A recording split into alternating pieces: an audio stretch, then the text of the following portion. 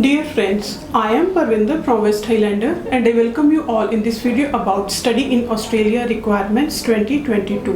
In this video, I would be speaking about the admission requirements after 10+2 as well as graduation, the GTE requirements which the students must fulfill, as well as the funds requirement for Australia study visa. So friends, keep watching for complete information.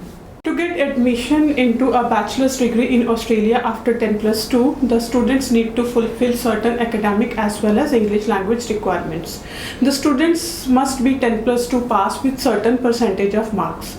If you are a student who has done his 10+2 from CBSE or ICSE board, then the requirement is of 60%. If you have done your 10+2 from any state board, let's say Punjab board or Haryana board or any other board, this requirement is higher, that is 70%.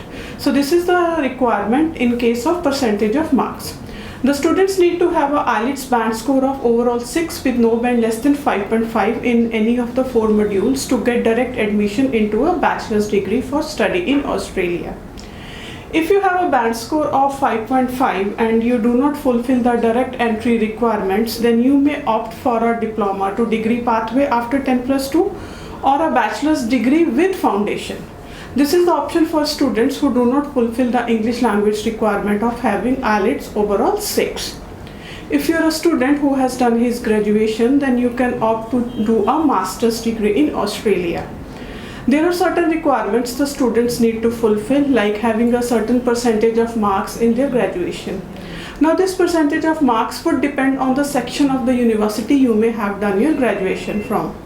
If you have done your graduation from section 1 university, then the percentage required is 55%.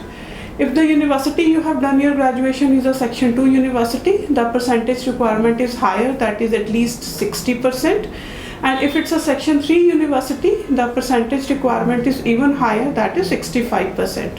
Students must take care that the percentage requirement may be more depending on the course or university they wish to study in Australia.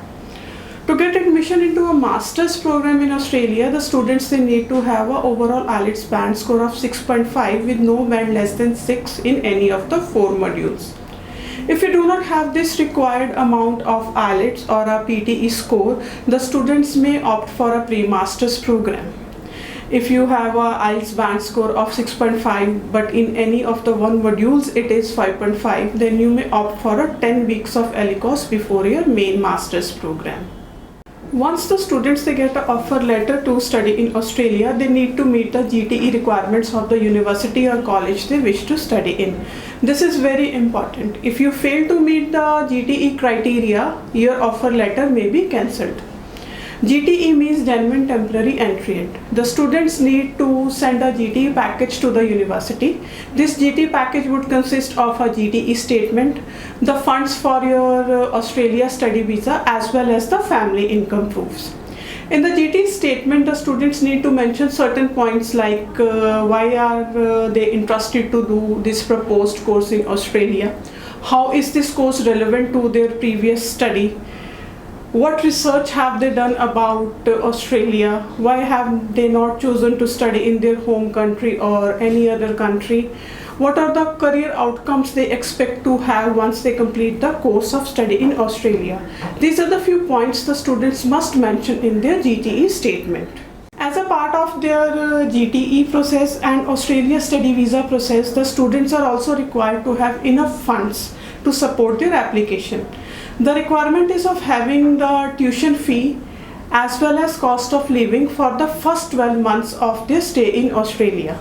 The students are also required to have a travel expense. So the total amount of funds would be the 1 year of tuition fee, cost of living which is about Australian dollars 21,041 and the travel expense of 2,000.